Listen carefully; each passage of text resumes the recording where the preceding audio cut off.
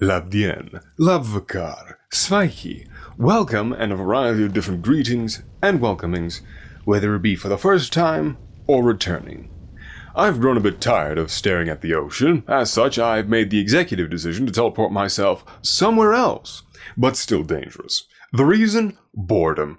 Really, much as I love seablock, food poisoning can occur in modding and I need a little bit of breathing room, because of working non-stop every day till the crack of midnight. Technically 2 a.m. It is unwise, as such, to do that. I chose something less worse, or slightly less worse, but equally fascinating. A new mod, or mod pack, by the name of Ship of Fools, this time for Factorio 2.0 and its DLC, Space Age. What is within interstellar travel, logistics, and a larger, more powerful means of industry? But for now, we barely get to see some of that. But rest assured that being able to mine resources properly will not end up in multiple hours of rotting. Only some. But I've stalled long enough. Where were we? And why is gold, wood, and peat the resource of choice? Despite my efforts, I must immediately digress to explain the early game. Drat, my errant judgment ignored. Allow me to explain the Factorio Space Age gameplay style. Within a FFF, or Factorio Friday Fact, multiple, if memory serves, the whole design process was thus. You have core planets and endgame planets. The core planets, owing to the name, are the most important, and without them, you cannot complete the endgame. Simple so far, this is where the fly in that ointment comes in. Or rather, buzzes past. As the Factorio devs decided to make those core 3 planets capable of creating rockets. Rocketry. Rockets, not in the boom, death, destruction, but rather break the atmosphere and put satellites into it, or in the case of Space Age, spaceships. This was to ensure that you could approach the 3 interstellar planets of Vulcanus, Fulgora, and Gleba however you wished. However, if you sniff around the Factorio community, Vulcanus is the favorite child and Fulgora is close second. Everyone hates Gleba and they are weaker because of it. Catch that? No? You didn't understand the thing and are a visual learner? Then stick around because it's going to be quite a bit before I get the biological eternal servitude slip. Right now, we are on a modded planet by the name of Legumis, one of the few moons of Nauvis, the actual planet most vanilla games are played on for Factorio. So what's the deal with Legumis? Early agriculture, wood, and steam. See, owing to the fact that coal is non-existent and its brother peat is a consistent fire hazard for many a vintage storyteller, we cannot exactly smelt iron or copper with those.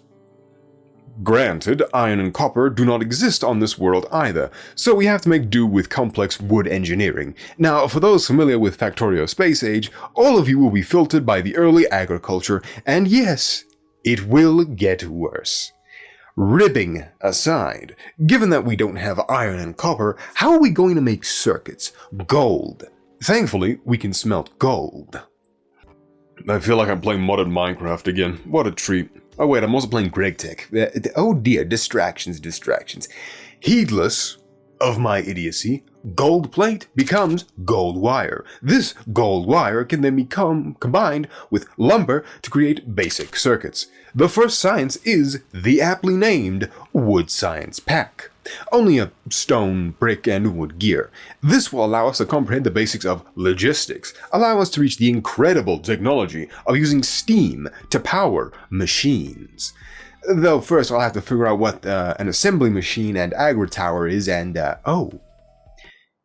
I cannot understate how warming it is to see all the quality of life in 2.0 and by proxy be able to paste a normal furnace stack. I joke, of course, the simplicity will be very short-lived. So the question presents itself. How do we get off the planet? Or more accurately, how can we find iron and copper? The answer is rocket propulsion, through wood. Understandably, going into space in the effective airtight embrace of a wood coffin is an idea thought up. Whether it is good, I leave as a brain teaser for you, the viewer. Hence, we need to think horizontal instead of vertical. Rocket cannot go up, so it needs to go sideways. This leads to the answer. The ocean probably has something, given previous experience in thaumaturgy. This holds weight. That genius and not at all bad idea considered, what is Legumis' other gameplay change? Noise. The natives are hypersensitive to sound. As such, dampening and keeping things small are encouraged. On paper, this is an interesting challenge, however, in practice it is rather a useless change. I'll save that explanation for later when we get to Nauvis. It requires deeper context, so you'll just have to wait. Actually, no, the next video should reveal that context, so stick around for that. But this, at least, good flavor gameplay, if needless. Next comes agriculture, or basic burner agriculture. This presents an issue. Why? Burners need fuel, seeds have a fuel value. Not only that, the burners are also incredibly stupid and Talendar knew this. Welcome to the first circle of Factory Brimstone. Do you want to learn how horrid burner inserters are? You think they are only slow. Oh, what little knowledge you possess, for I have such sights to show you. The gist is that any movement consumes fuel. For regular burner inserters, the pickup and drop consumes about half to 75% of their fuel bar. That remaining 25% is then spent refueling itself. The cycle repeats. Thankfully, you could set filters on inserters standard. The filter inserter, the separate building that is, was eaten and the next evolved line outbred them. Thank goodness. If I had to automate more circuits for one feature, I'd have gone crazy. Here we see steam. Now I want you to look at the description specifically. The production of fluid, steam, won't be enough to fuel a full base. Keep all burner setups where possible. This sign cannot harm nor stop me, for I have failed to read it. This is an agricultural tower. It engages in the ancient practice of nature and shaping. What does it shape? Trees and their associated products and other things, but that is for later. Later is now, as bacteria must be cultivated. Bacteria? What do I even mean by bacteria? Owing to the fact that digging is far too simple a process, in order to get gold, we need to cultivate stromolites. What is a stromalite? A living rock, essentially, in this case, yellow. Yellow means gold, therefore we can rip off the fleshy bits and then wait for them to rapidly decay and boom! Gold. This is spoilage, one of the mechanics that Gleba is famous and often hated for. You'd best get used to glebbing out, because this is also how iron and copper are cultivated on Gleba. Thankfully, that's our third stop, not our second. Stone from the mine, peat mine for the, peat, who put all this wood on the belt? Oh, the peat also has wood in it, damnation. Owing to the basic rules of factory games, I begin the slow but methodical progression point of constructing basic buildings in order to construct more of the factory. No, it is not for this planet. I have decided that vacating the premises at my earliest convenience is best. Whilst I'd love to waste time and create a large self-sustaining beast, we do not have the technology for that, nor the hard drive space for my editing software. Leeching fuel off the belt, it is scuffed, but it works half the time. I hate long-handed burner inserters. Despite not being seablock, I am still disgusted by what I am doing. The mod you might be asking for, that being Bob's inserters, is not included, and I'm not including it by proxy. Whilst I do enjoy it and the cursed setups it can create, it also makes the game far too easy, and I'd rather enjoy the intended difficulty first, before breaking everything. Another thing I love Factorio 2.0 for is green and red wires, plus circuit conditions, just being given to you from the get-go. Whilst the circuit logic itself is trapped to being simple in big quotation marks, it allows a smidgen of better control over the factory. This right here is just a check. If the belt box has more than 400 belts, then start feeding the underground assembler. It really is just that simple. And yes, it'll get more complex and need to be more complex later on. Thank you for not asking. Right, back to gold. And here comes the logistical challenge with a steel chair. Riddle me this, ship of fools. How do I balance a rotting product to then process it and somehow smelt the waste and use the fuel it produces by proxy as a byproduct? The answer is carefully. However, as per previous comments, we don't have the buildings in order to maintain a stable production rate. Therefore, we will ignore the problem and hope that it works for the time being. Now, desiccation, if I remember right, we smelt the moist bits, and this creates steam, and also peat. Funny enough, don't tell Dave, he'll strike me down with lightning. This is also where I shall coin the term pipe gore, because you can see the pipes, correct? If you think, I understand nothing, but surely you understand, right?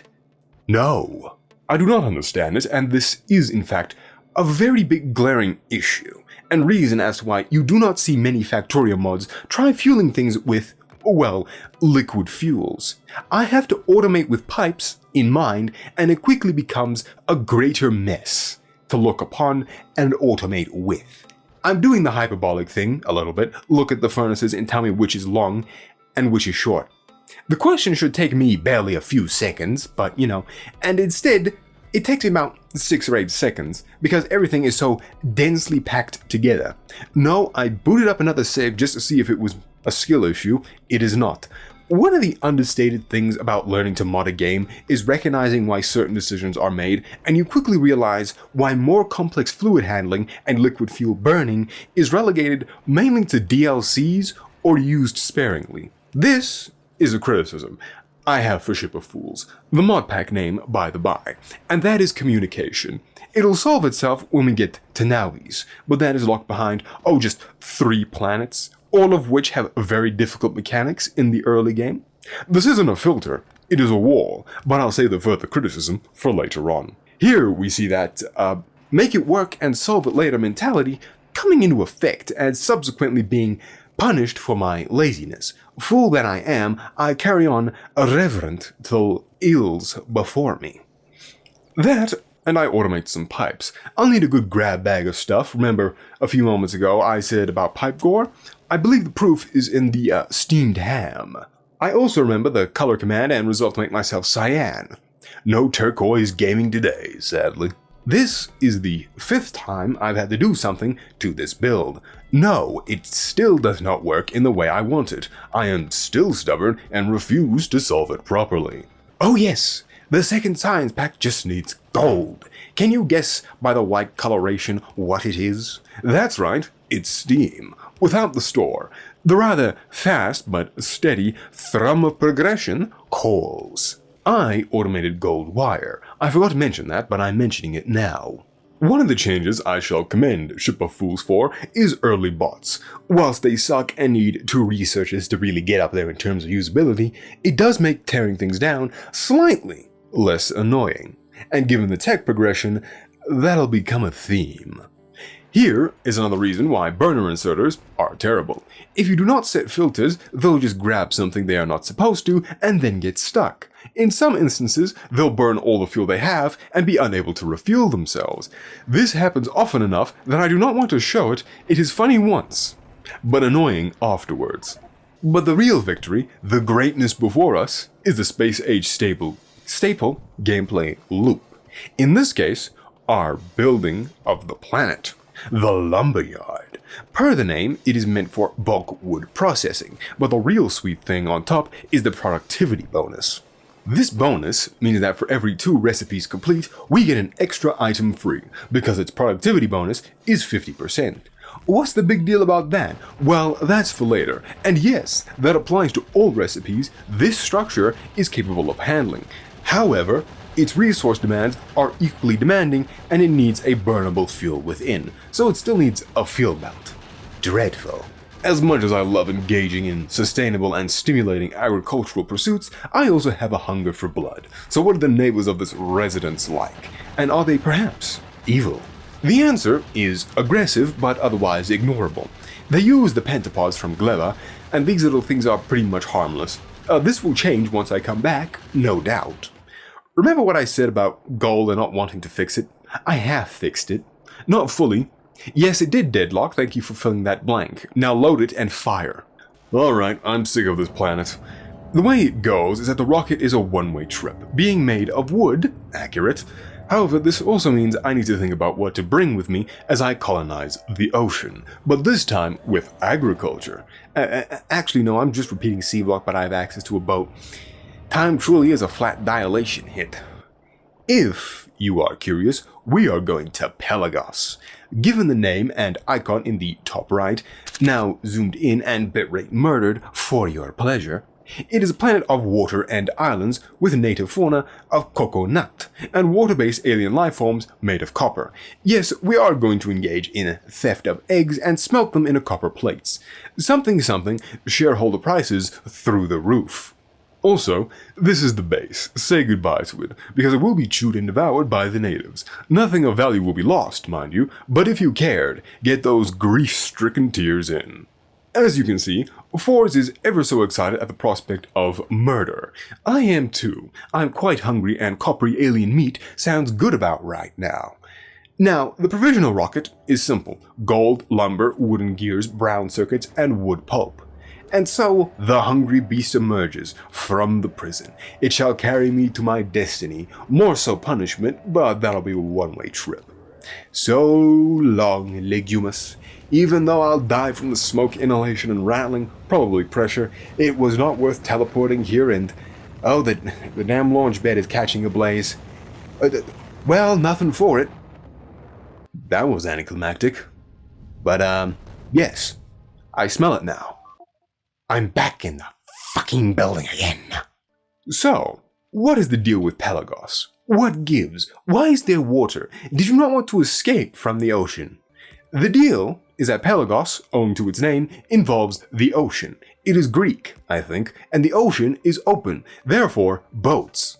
Boats are what we need.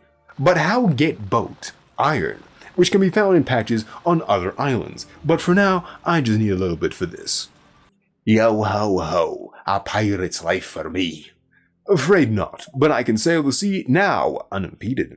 Though my interest is diverted as I try to figure out what Pelagos planet tech is, and that is decomposition science, or rot science, which I shall refer to as here on out. What's so special? Titanium, quite blue, light blue. This is our rocket material, the first. I make it by sucking up sludge from the ocean, but that brings up a new question. Why am I being forced to engage in fluid handling? Diesel engines. But that is for later. Anyway, look at this bite-sized ore vein. It is tiny and absolutely useless. And why does it kind of look like Madagascar? I see we are approaching this from the Factorio mindset. Burning fuel to pump water out. Ridiculous. Devouring the coconut transfers a regenerative property. We could use this to stabilize the parasitic framework For's body has going on. I can't keep paying for the diesel heart. Well, future plans that need to be set aside. So, what gives? How do we make titanium? First, we have to make the foundation. This comes from coconuts and processing them. Though, through them, we get wood and the fruit, or blunt force trauma, in a sphere. To encourage a repropagation, we need to process the coconut. We crack it open and get seeds at a 6% rate. That's roughly 0.06 if my math is correct. Then the coconut meat and a husk. The meat can be turned into nutrients, and the husk is fuel fodder for the time being. The seed I leave as an engagement question for you, the viewer or listener. That's alright and all, but what gives? You sound somewhat exasperated. Why? That is because we have a fun, exciting, new friend for gameplay, which we already met beforehand, but now it's more prevalent. Spoilage. I already mentioned it from Gleba, but what I didn't mention was the main thing, and you can already see where this is going. Correct! Rot. Or waste, because biological things do not live forever, and all things must decay. How might we get rid of this rot? Burning. But our only fuel source of burning is boilers, or the burner inserter. And before you ask, no, the burner inserter will kill itself before it can grab the second piece of rot to devour. Useless mechanical gubbin strikes again. But rot can also be turned into half-spoiled nutrients and be fed back into the looping belt. But then it rots again, and thus the cycle repeats until it is used up. This ensures the system runs in perpetuity to some extent, but I forgot one key thing, which also involves the inserters. See, they have an additional setting, and that is a priority toggle for spoiled or fresh products and which to grab onto first, i.e. prioritized. I forgot about this, and only after scratching my head as to why nothing worked did I figure out that important detail of setting said priority. One of the important parts and an annoying loop is fermentation bacteria. We don't have the recipe to jumpstart the process, so we have to rely upon looping repropagation. I unfortunately flirt with the idea, turn all my fermentation bacteria into rot, and proceed to throw my hands in the air in defeat. Is that a pylon from the hit game Craftstar? I can hear the additional pylon's message already. A quick overview of the base. It is a mess, but I can use the excuse that this is just the pre-starter base, hence, I am free of sin. If you are curious about the sciences present, 19, and it'll only get more complex. Well, moderately. This is the excavator. It digs up ground and gives stone. Yes, I must chew through the islands in order to make a bigger island. Something, bigger fish. But I believe now is the time limit. I've talked long enough, my voice is shot, and I have, so much more to do. Disengage yourself with the requisite buttons provided to you by YouTube. Subscription, liking, commentating, disliking, rattling a fetish object to curse me, whatever suits you. Check out my web novel and the Linktree for other ventures. It even has a Discord if you want to talk. Free entry, and if you only want notifications, a role exists for you. The Patreon exists for support should you deem me worthy. Otherwise, if this is the only time you are here, or are returning, thank you for watching. I'll see you later. Bye-bye.